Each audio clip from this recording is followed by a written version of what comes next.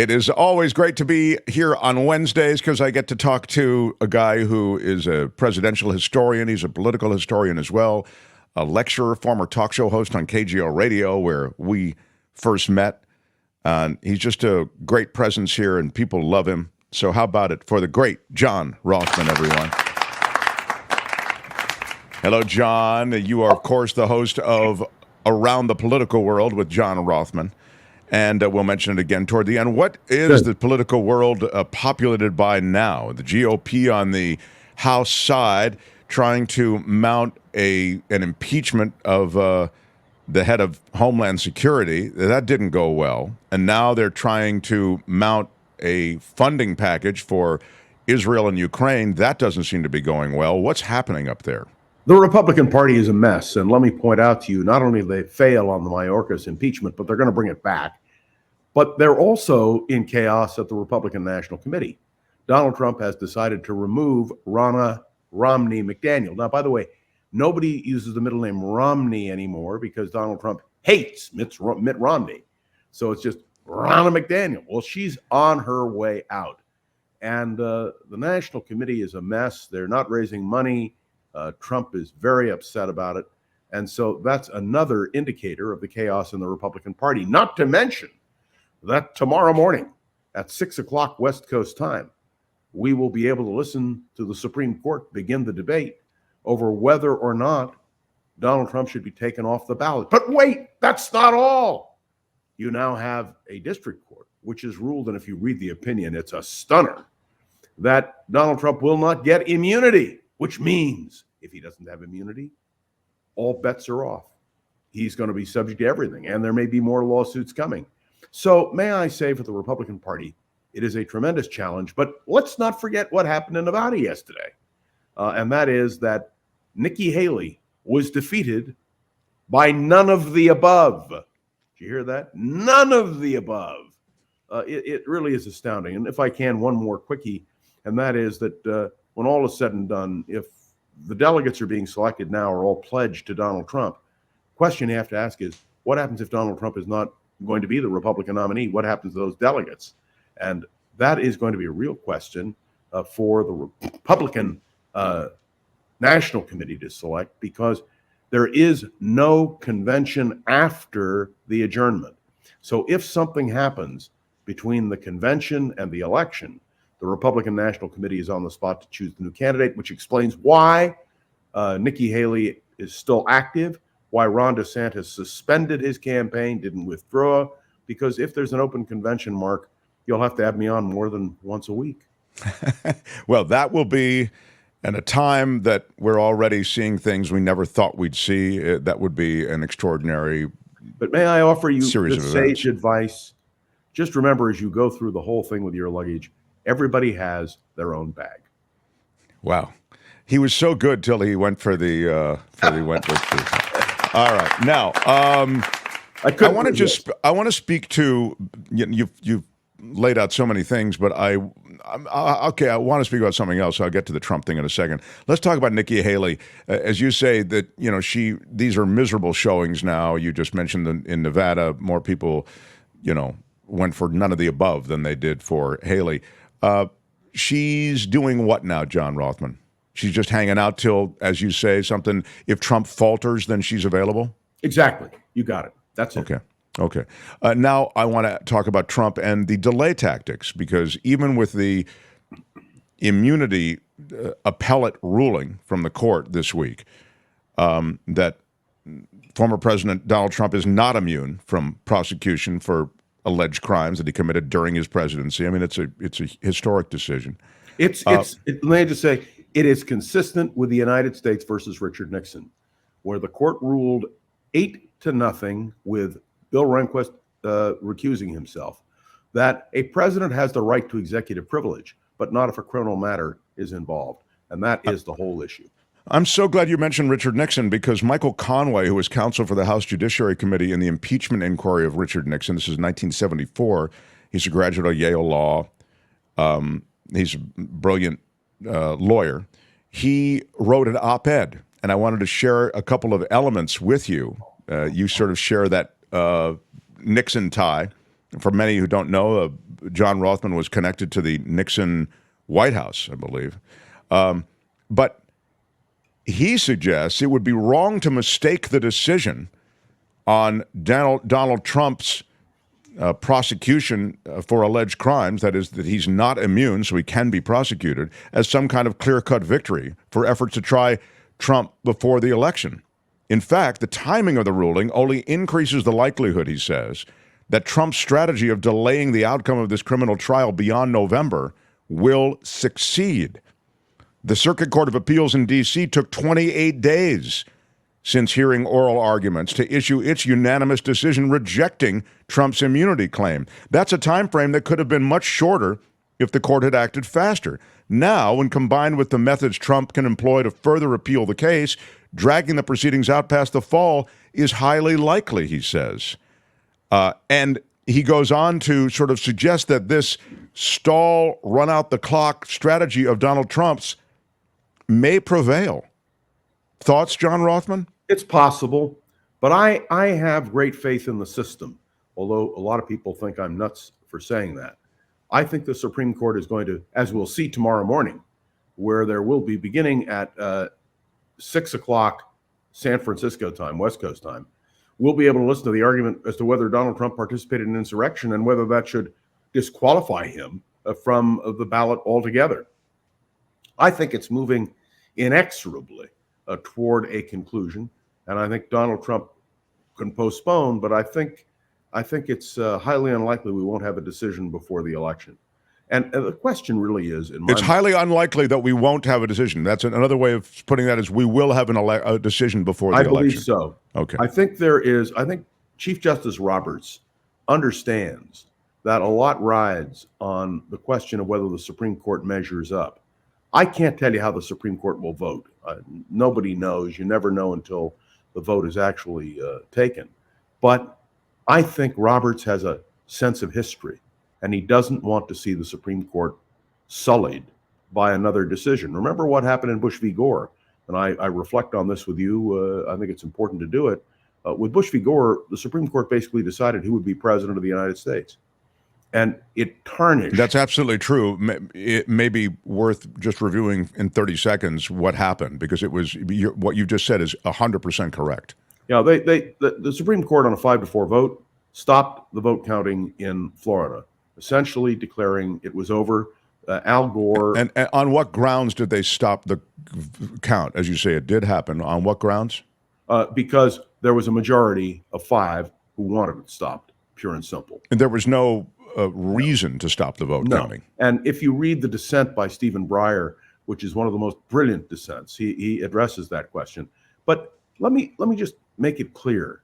I think Roberts is a responsible Chief Justice. I think he understands what it would mean if the Supreme Court does not weigh in. These are decisions that have to be made that not only affect the presidency of Donald Trump or a future presidency, but all future presidents. And there is a fundamental question you have to ask. Is the president above the law? And you could, or Albert could, find the clip from the David Frost interview where Richard Nixon says, if a president does it, it's not illegal. And of course, that was a black mark, an absolute disgrace, because no one is above the law. And that was the point of the United States versus Richard Nixon.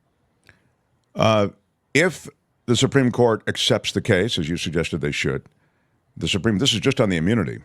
The Supreme Court just can immunity. act. They've accepted the case on which will on 14th start tomorrow Amendment. On the Right. question of whether or not insurrection occurred, 14th Amendment, Section 3, whether or not Donald Trump should be barred from running for president. They've done Right. that already. So this would be the immunity now that would Correct. become up, because now you'd appeal if you're Trump's people. The appellate court has ruled. Now they want to appeal to the Supreme Court. If they By the way, accept you know when they have to make a decision? By February 12th. Now, So- okay, everybody, stretch your memories. What is February 12th? If you went to school when I went to school, it's Abraham Lincoln's birthday. No. So there's a certain symmetry, a certain logic to what happens in life. And so February 12th will be another critical date in American history if a decision is not made before. Well, if prosecutors prevail in the Supreme Court, preparations for the criminal trial would resume, but many weeks will be needed to allow for essential processing of pretrial motions, of jury screening, before any actual trial could commence. And again, the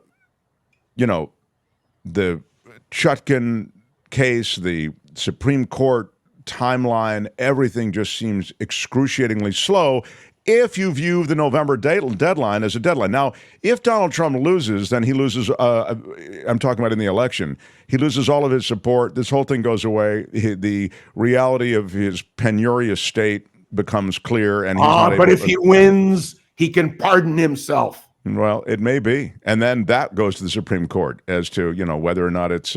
how did you get mobbed up with the Nixon administration, John Rothmann? I always wanted to ask you that. I knew Richard Nixon very well.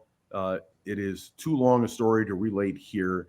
I've told it on the air before. But because you don't seem as though you would overlap too much in some of his politics, although maybe some Richard of them Nixon do. was a liberal Republican. There's a wonderful book that was written several years ago. I interviewed the author on KGO, and that is The Last Liberal Republican. Nixon, in many ways, was a liberal. Remember, we have the Environmental Protection Agency. We have all the cancer research that was done. We have détente. We have so many things that Nixon did that really set the stage, including, by the way, going to China, which changed the face of the world. So sure, there are many negatives to Richard Nixon, but there are many positives as well, and everyone needs to understand that. But when it comes to Donald Trump, I think the Nixon precedent will stand, and I think there will have to be a decision. If it is delayed, I think it would be a blow to our democratic system. But you have to consider this. If the Republicans are put in the position of holding a convention and nominating Donald Trump, what do they do if, in the end, Donald Trump is ruled ineligible for the presidency? That's why they're rushing on this 14th Amendment case. And I think that's why immunity is going to be considered sooner rather than later. I don't know, John, that the 14th Amendment thing is going to get the support. I don't think it will. The removal of anyone, Trump or anyone else, is going to get the support from the Supreme Court. Yeah, I don't think it will. You and I agree. I think the issue, which really is the important one, is the question of immunity. And if Donald Trump is not allowed to exercise immunity, I think he's in big trouble because there'll be a lot more lawsuits that are going to follow him. Boy, the mention of Nixon really brought out the some strong opinions. Maybe that for another time. The last thing I wanted to ask you about was funding. One of the things that they were unable to get going, besides the impeachment of Mayorkas, was funding for Ukraine and for Israel. I'm wondering if you can speak to the inability to get that. On both sides. Right. The extremes on both sides prevailed, the far right and the far left. And, of course, the Republicans are conflicted over the question of their own policy in terms of foreign policy. Isolationism has reared its ugly head.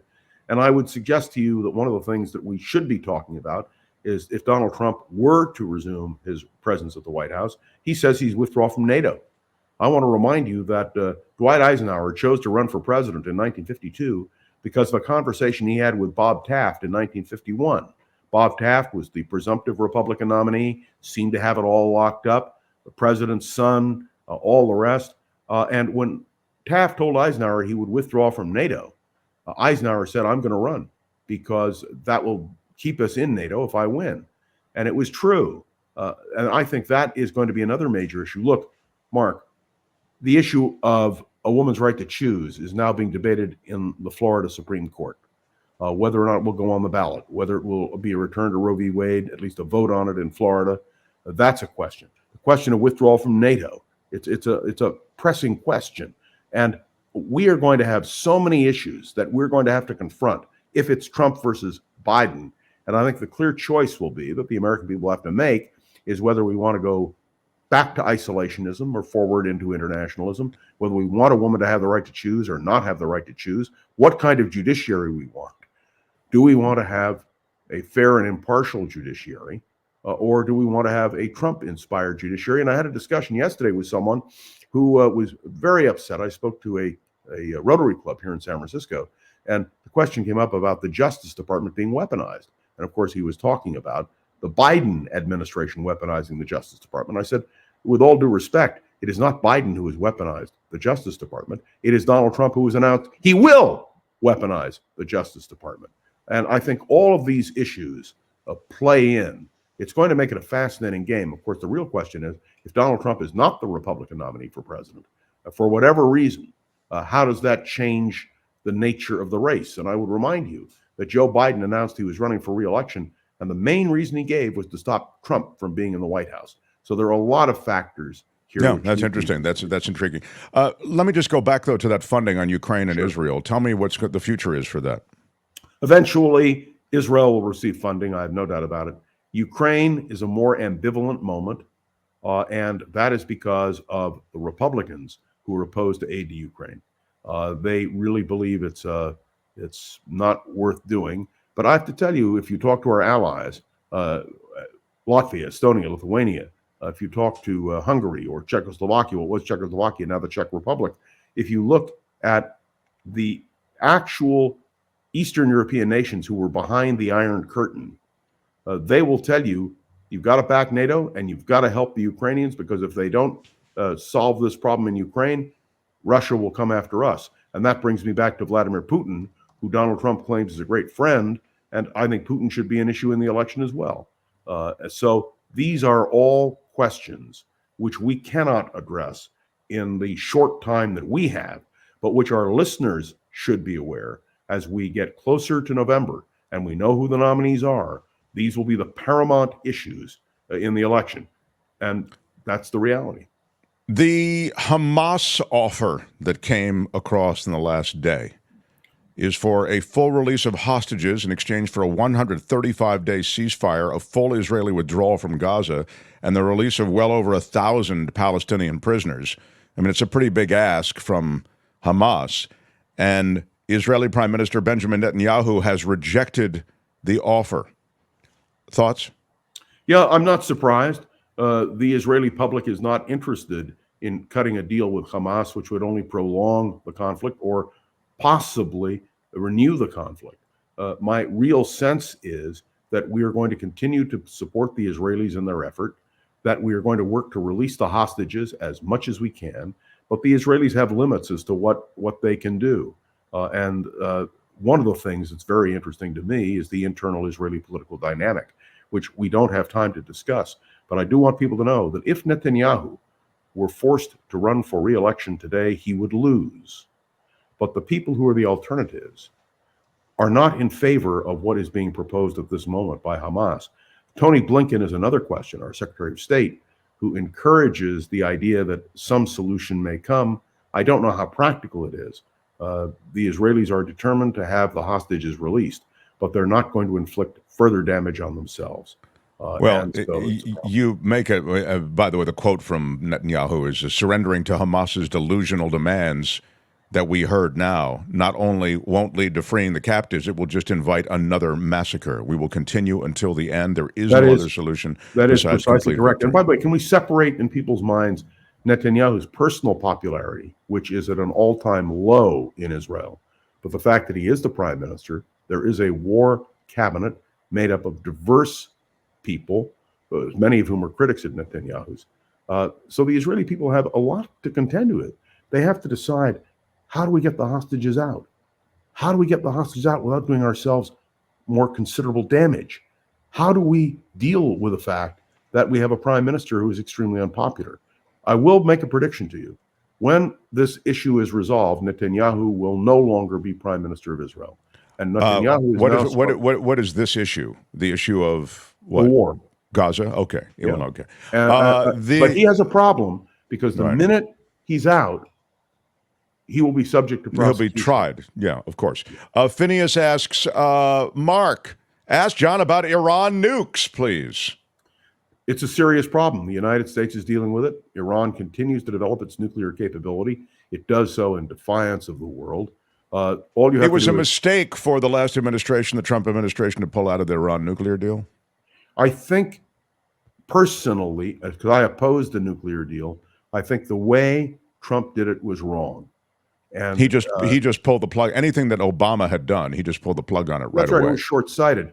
Right. But you have to understand, the Israelis will not and I want to underline the word not, allow Iran to have a nuclear capability. One low-grade nuclear weapon, a bomb like the one that hit Hiroshima or Nagasaki, dropped on Tel Aviv, would mean Israel's complete destruction. So the Israelis are weighing that as well. Look, in Israel, there are deep political divisions. They debate every issue.